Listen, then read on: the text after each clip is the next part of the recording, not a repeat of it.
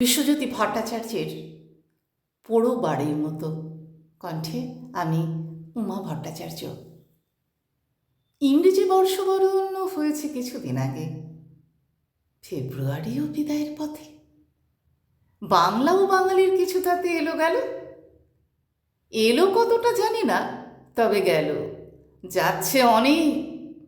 তাই দশকের পর দশক হারানোর যতনা অব্যাহত।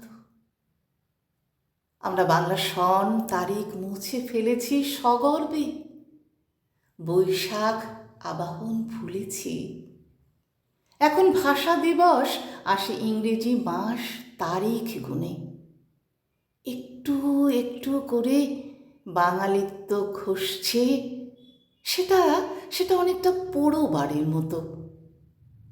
আত্মপরিচয়ের ইতিহাস গৌরব জলাঞ্জলি দিয়ে কতটা ইংরেজি অথবা হিন্দিয়ানায় অভ্যস্ত হয়েছি সেটা বুঝি না, কিম্ভূত কিমাকার হলে যা হয়।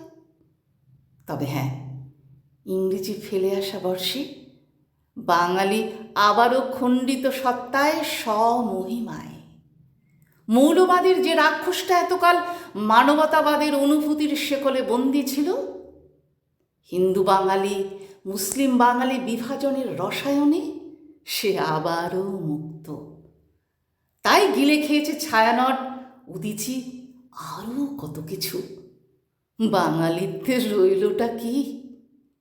যারা ইংরেজি মাস তারিখ দেখে বাংলা ভাষা দিবসের মঞ্চ আলোকিত করেন, রবীন্দ্রনাথ, নজরুল, জীবনানন্দদের নিয়ে বেশ মাতেন, তাদের সত্যি বোঝা দায়।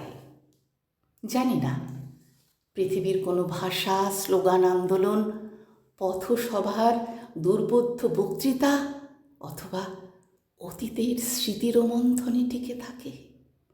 সত্যি জানা নেই আমার। আসলে গোলমাল কোথায় জানেন? বাঙালির অতীত আছে, বর্তমান শূন্যতায় ভরা, ভবিষ্যৎ অন্ধকার, আতঙ্কের।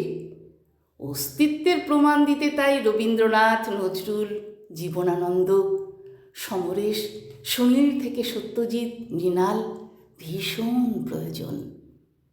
আমরা যারা ভাষা দিবসের সভা করি, বুকে হাত রেখে বলতে পারি কি বছরের প্রতিটি দিন ভাষা নিয়ে চর্চায় থাকি, সৃষ্টির নেশায় বিভোর হয়ে শুধুমাত্র ভাষা, মাতৃভাষার জন্য নিজেকে নিঃশেষ